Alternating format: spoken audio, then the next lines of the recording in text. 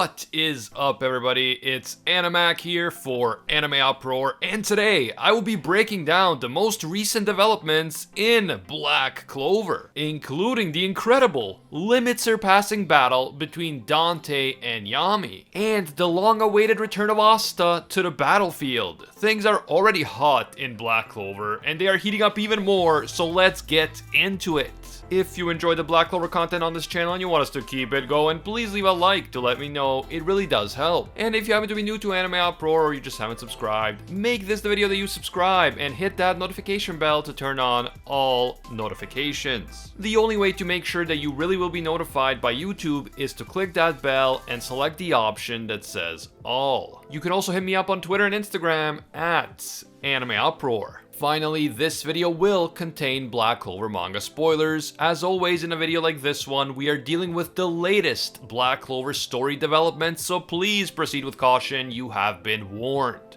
At the end of the previous chapter, we saw Yami's new dark magic attack absolutely annihilate Dante's body. This attack, officially translated as Death Thrust, completely destroyed Dante's torso. And so basically all that was left of him were his head and his arms and legs. For any normal person, that would have been the end of the line. They would have been dead on the spot, but in my previous video, I warned that Dante's death is highly unlikely. Dante possesses immense demonic power, and he also possesses that weird flesh magic that allows him to heal even the deadliest wounds. So, my strong suspicion was that Dante would survive despite the severity of his injuries. I also speculated that Yami likely won't be able to defeat Dante on his own. He is going to need help from his squad, and from Asta in particular, and that is exactly what this latest chapter has confirmed. Dante is utterly shocked that a normal human has been able to do this to him. He and Lucifer can't believe that a human who can stand up to a demon and demon magic actually exists. However, along with being surprised, Dante is also intrigued by Yami's Sukehiro and his magic. As I had suspected, Dante is indeed able to use his grotesque flesh magic to repair his body yet again.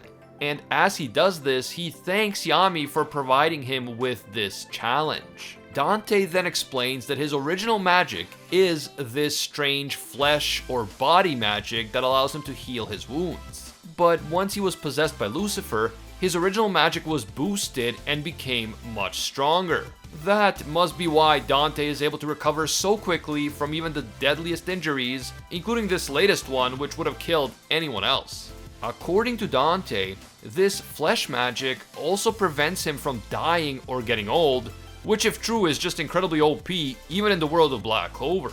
Not only is Dante incredibly strong, he can also keep this same level of power and energy for eternity because he will never age. The Black Bulls are understandably stunned by just how broken Dante is, but Dante says that he actually doesn't like using his flesh magic. He thinks it's ugly, and every time he regenerates, it deforms his body, but he couldn't help but to use it against Yami because Yami's power is just that impressive. By the way, in the past, I'd always assumed that this flesh magic was the demon's magic and that gravity magic was Dante's original magic. And that's just because his original magic is so demonic, and when he regenerates, Dante reminds me a lot of Zagred and how he would regenerate his own body during the big fight against the Clover Kingdom mages. However, it turns out that gravity magic is Lucifer's magic because the body magic thing is Dante's original magic. I saw that a few of you guys in the comments had this opinion, so kudos to you, you nailed it. The epic battle between Yami and Dante continues as Yami keeps using Death Thrust to destroy large chunks of Dante's body, but Dante just keeps regenerating his flesh over and over again. Nonetheless, Dante continues to be impressed by Yami, and he admits that in terms of battle skill, Yami is actually ahead of him. In fact, Dante can't help being jealous of Yami. It seems that part of the reason why Dante is so impressed with Yami is because his incredibly broken magic makes him pretty much invincible. For that reason, no matter how hard his opponent works, and no matter how hard his opponent tries, At the end of the day, Dante always wins. He cannot die, so he just keeps coming back until his opponent is destroyed. But Yami has given Dante a run for his money, something that Dante doesn't see very often, so Dante finds this to be very impressive. As the fight continues, Yami is really giving it his all and pushing beyond his limits, but he just can't finish Dante off. No matter how badly he keeps getting destroyed, Dante just keeps regenerating. Asta, who is still on the ground, but he is conscious and watching the fight, realizes that Yami won't be able to keep this up for very much longer. And in fact, moments later, Yami admits this himself when he says that this one-on-one battle is over. Yami simply cannot defeat Dante by himself, despite his unparalleled strength and incredible magic.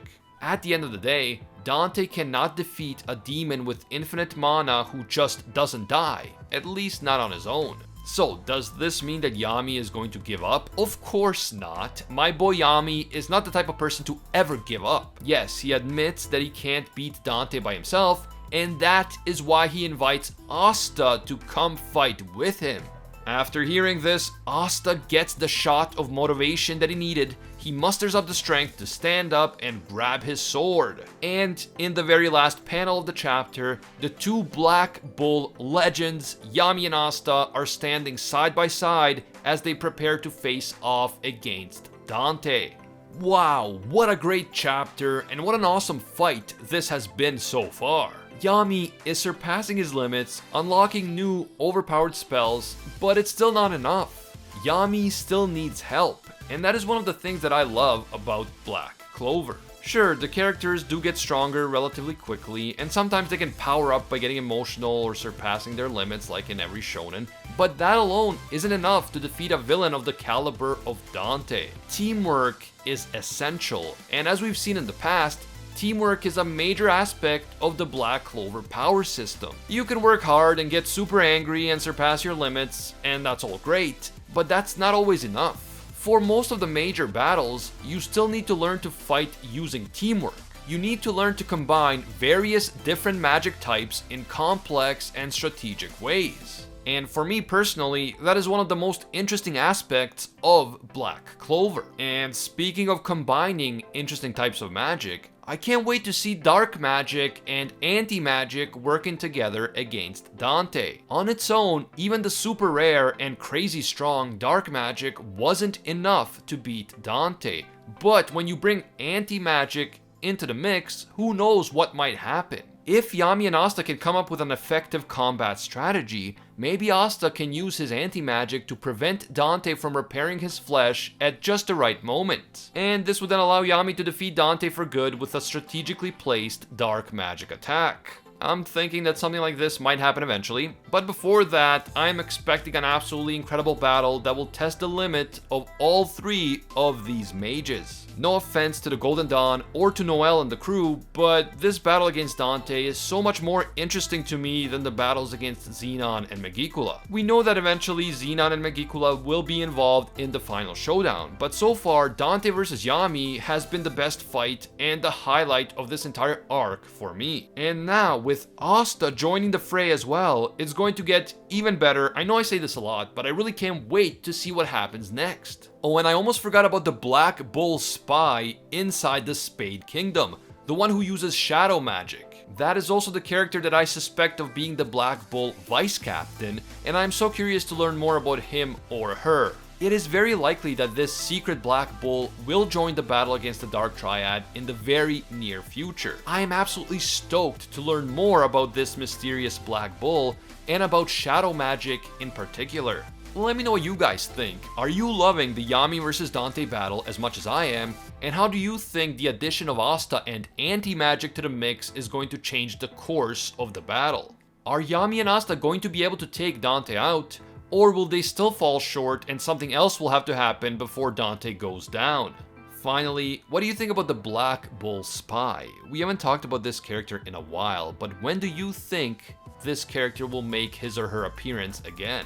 Please share your thoughts down in the comments below. If you enjoyed this video and you want to see more Black Clover content on the channel, please don't forget to leave a like, it really does help. And if you happen to be new to AnimeUproar or you just haven't subscribed, don't forget to subscribe and hit that notification bell to turn on all notifications. You really have to go through the trouble of hitting that bell and then selecting the option that says all. If you don't do that, you're gonna miss a lot of our videos, even if you're subscribed. It's just how YouTube works. You can also hit me up on Twitter and Instagram at AnimeUproar. I want to give a big thank you to all of our AnimeUproar patrons for making videos like this one possible. Special thanks to all of our The One tier patrons, the ones who rise above all other clans, including Ingrata, Alolanatum, The World, Steelers, A Quiet Respect, Pate Heffa, Jonathan King, Brandon Aviles, Papa Smurf, The School Bus, King Riser, Emperor Otaku, Ricardo Martinez, Thomas Jones, Kinmano, Michael Hyde, and Jaden the Vector.